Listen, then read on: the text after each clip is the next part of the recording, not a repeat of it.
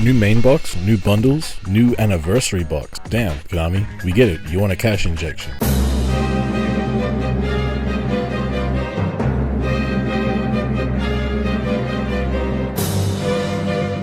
This new box is giving us a lot of new stuff. Cyburst, Firewall, Rocket, Fairies, Trap Tricks, Plants, Infernobles, Shadows, and a bunch of selection box reprints. If you're a fan of any of these deck types, then this box is definitely going to be exciting for you. But is it worth it for you to go into? The deck type they're promoting most is Cyburst, with a new structure deck, a new boss monster that everybody gets, and a really busted skill. Everybody's going to be getting Firewall Dragon Dark Fluid, who on summon gets a counter for every different type of Cyburst monster in your grave. And it can negate monster effects by removing these counters. It also gains 2,500 attack during the battle phase for each of its counters, and it's got 3k attack, so even with one counter, it's going to be a huge 5,500 attack. Any more counters makes it almost a guaranteed OTK too. They're also getting a bunch of new combo pieces that make link summoning way easier, and if that weren't enough, they got a new skill that seems pretty busted. Dark Fluid Link locks you into Cyburst, but that's fine because that's all you need anyway. If your extra deck has a Link 5 in it, then you can reveal a Firewall monster or a Ritual monster in your hand to banish 5 monsters from outside of your deck and add a Sign It spell card from deck to hand. We don't know what 5 monsters are being banished yet, but it's likely going to be monsters that some way or another are going to help us extend our plays further. Regardless, that spell is going to help us out somehow. Mining can search something for us at a discard. Crosswipe can act as an interruption or as board breaking. Backdoor can act as a way to help us play through interruptions, and Fusion and Ritual could help us summon a Ritual or Fusion Cyburst monster if that's what the deck wants to do. If we happen to be going second though, not only do we get to search a spell, but we also get to add Sign It rollback from outside of the deck, which can special summon a banished Cyburst from the banish pile. For example, one of the 5 that the skill banished, giving us more extension. And then it has a grave effect that if you have 2k or less life, you can banish itself from grave to add 2 banished Cyburst monsters to your hand. Even more extension if we have some way of cutting our life points down. As well as this, if you have summoned Decode Talker, you can shuffle up to 5 cards from grave or banish into the deck. This could put those banished cards that the skill gave you to your deck or extra deck in case you have ways of accessing them from those places. This returning any cards too means that you could potentially shuffle generic cards back as well. This skill gives so many pluses, allows for so much ability to play through interruptions, and since our boss monster can potentially negate a bunch of monster effects, we have a lot to anticipate here. I think there's a really good chance that this deck becomes top tier. In fact, depending on what the skill banishes, it might even be too good. But this is just from the structure deck.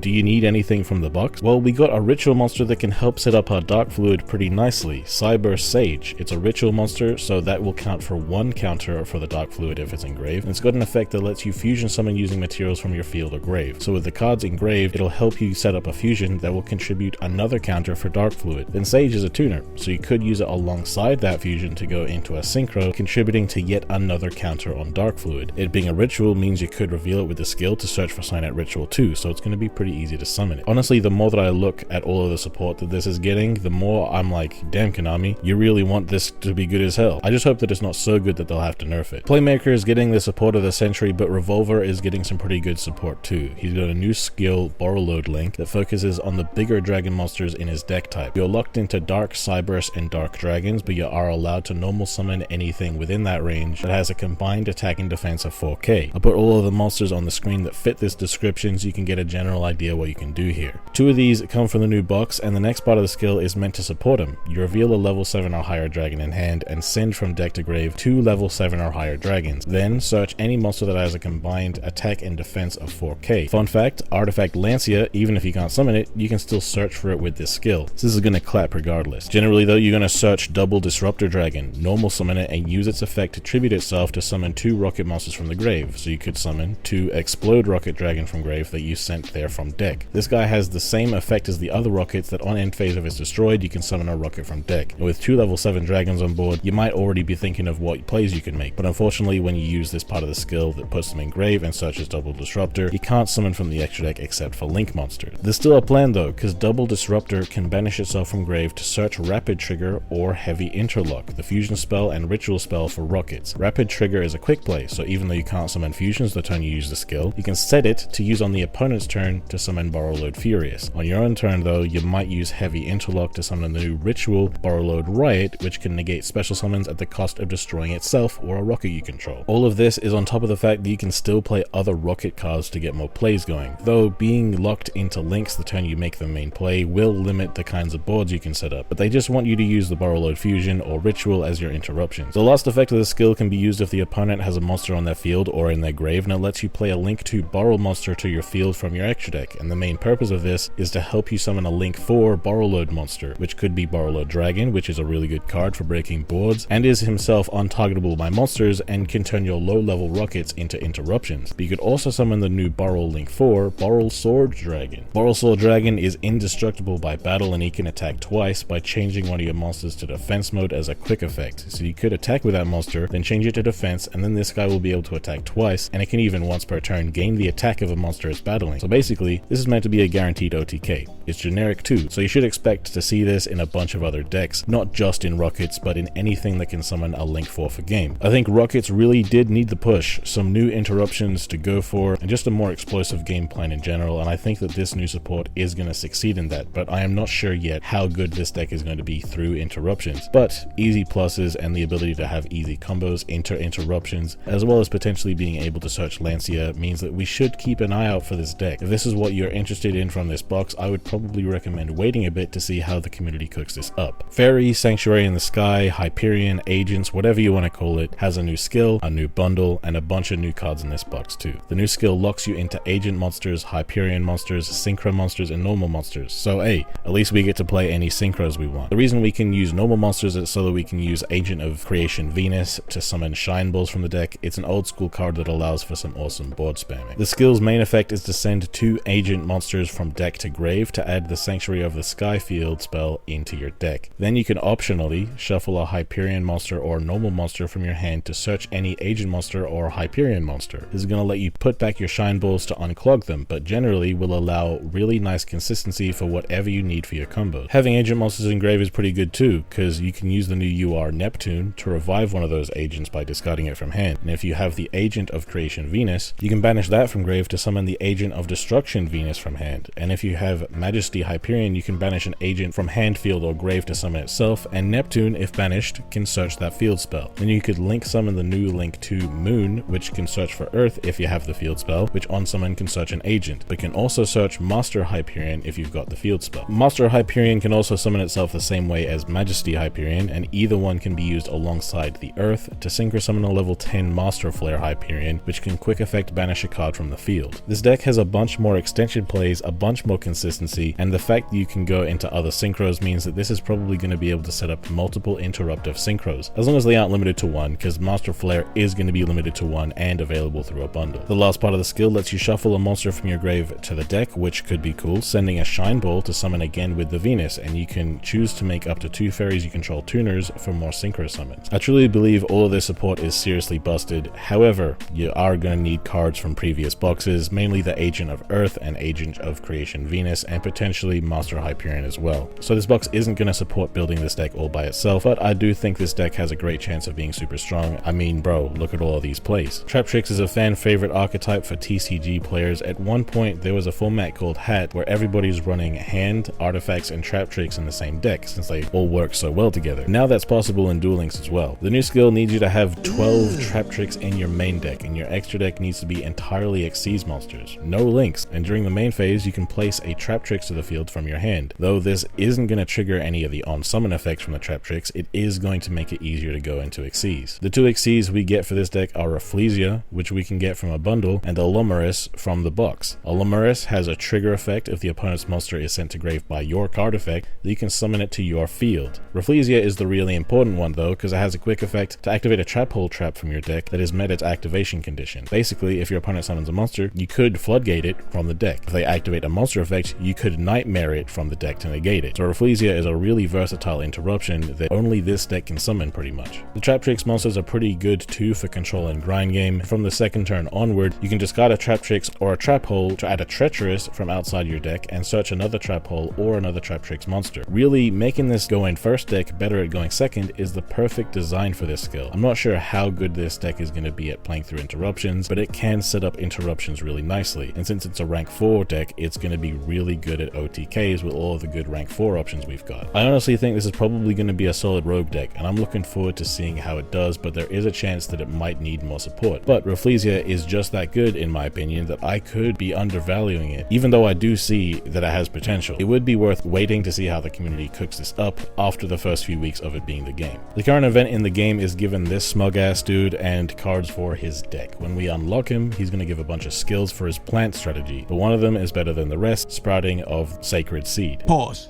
At the start of the duel, you put 3 Sunvine monsters with different names in your extra deck. For now, we don't know what these are going to be, so we're just going to have to wait and see, but extra cards in the extra deck is always a good thing. The skill is going to lock us into Earth, Plant, and Link monsters, but you can still normal summon other things. You can shuffle a monster from hand to deck to search a Sunvine or Sunseed effect monster, so this is going to be super good consistency for this deck. And if the opponent has a monster, you can shuffle a plant from hand, field, grave, or banish to play the normal monster Genius Loki from the deck face down, and you can flip it up the same turn. Genius Loki is the main monster of the deck because it gives you benefits if it's used as link material, and since it's a normal monster, you get to take advantage of normal monster support like Painful Decision and Unexpected Die. You can link Loki into Dryas, who, if it was summoned with Loki, will search for your archetypal back row, and this could be used to extend your combos further to go into bigger links, or it could search for the main interruption, Sanavalon Bloom, which is a negate. It seems like the gimmick of all of these links is just to stall and survive until you have the link 4, whose name I'm not going to try to say, the link 3 Melius, and the link 1 Thrasher, so that Melius can make Thrasher attack amount of times equal to the amount of links you control, and so that the link 4 contribute the Melius to destroy monsters equal to Melius's link rating, which is 3, clearing the board for the link 1 Thrasher, which can gain 800 attack for each link rating of your link that it targets. So if it targets the link 4, it'll gain 3200 attack, which will make it a 4k body that can attack 3 times. I'm not entirely sure how good this deck is gonna be. It seems a bit fragile. It does have some life gain, some protection, but all of the link monsters allow the opponent to attack directly instead of attacking them, meaning that if you can't get something out to prevent that, then you could be in danger. I myself don't know how this deck plays though, so I could definitely be missing something. Definitely let me know in the comments if you are a Sun Avalon player that knows what's up with this deck. Finally, a new deck without a new skill. Infernobles is a Fire Warrior synchro deck. Since it can use Fire Warriors, it can benefit from the Salamandra and Phoenix skill, getting a nice monster negate from Gearfried, and you can even search it with one of the new synchros. You might remember the Noble Knights that are based on the English Knights of the Round Table. Well, the Infernoble Knights are based on French knights from history and legend. For some reason though, they translated the French names to English, so they made Charlemagne, Charles, and Olivier, Oliver. For both Noble Knight decks though, they got a search spell that searches any of the monsters or any of the equipped spells. The Infernoble Knight boss monster is Charlemagne, which has a quick effect to destroy a card on the field if a monster is equipped with something. This becomes an interruption with the quick effects of Roland or Captain Roland. Roland has a hand effect to equip itself to a monster you control, and Captain Roland has a quick effect to equip itself from grave to a monster you control. Both will trigger the destruction of Charlemagne, on top of being able to use the negate of Gearfried in this deck.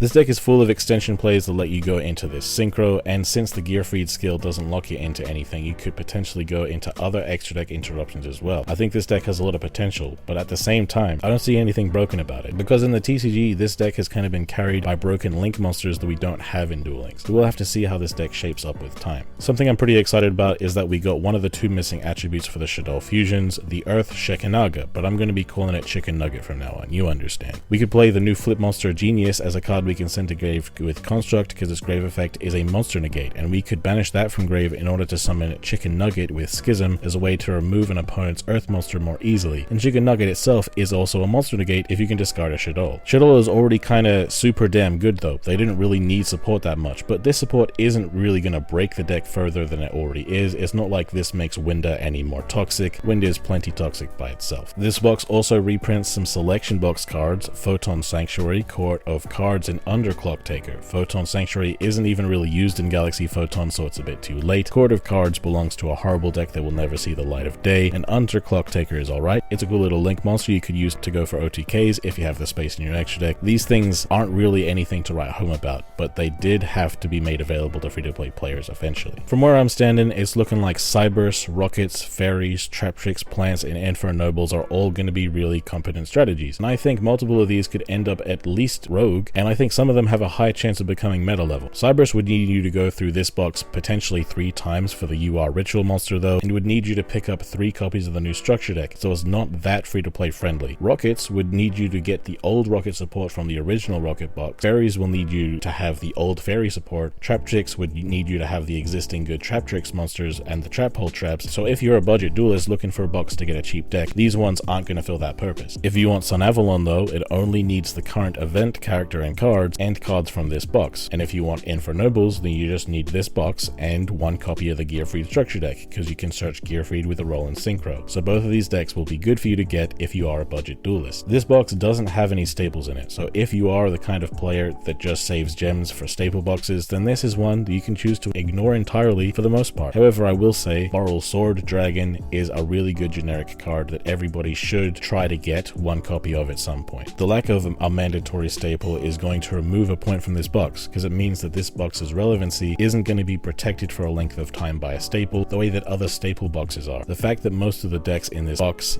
need cards from other boxes or structure decks is going to feel sour for a lot of people. However, this box does have 2 decks that are almost entirely supported by this box, and both of those decks have some pretty good potential as well. So I think that it balances it out. I think all of the decks that this box aims to support, it does so successfully, because I can really see all of the decks in this box doing well in tournaments at some level. For that reason, and the fact that there is budget support in here, I'll give this box a 6k score of 4 stars out of 5. But we want to know how you would rate this box out of 5. What decks are you excited to play with? And if I got anything wrong, make sure to let me know in the comments. But yeah guys, if you liked the video, then slap like now, subscribe if you haven't already, hit the bell to know when we post our next video. Have yourselves a good one guys, and I've been Undead from Team 6K, signing out. Hey, why they gotta hate on me? I done got me 250,000 views and they still saying they low key. They ain't wanna come work with the kid, but I'm flexing with Zay on beats. How they ask for a spot at the gym, but they leave all the weight on me. I don't ask them to wait on me. They would ask where they gon' be with a song if they wanted the weatherman. I ain't asking to pay no fees. She was homeless and needed a spot. I ain't ask her to pay no lease. I ain't ask her to say no please. I ain't ask her to make no cheese. Scream fake but it ain't on me. Got clean so it ain't no streets. Why green if it ain't no keeps? Brought cream so it ain't no beef. My team say it ain't no chief. My demon they hang on me. They seemingly ain't no peace. I seen him, he ain't no beast.